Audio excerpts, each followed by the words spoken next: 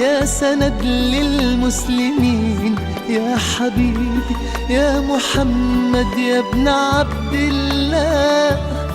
تمت الرسالة تمام والحبيب مسك الختام. طول حياتي وفي صلاتي بدعى أصلي وراه.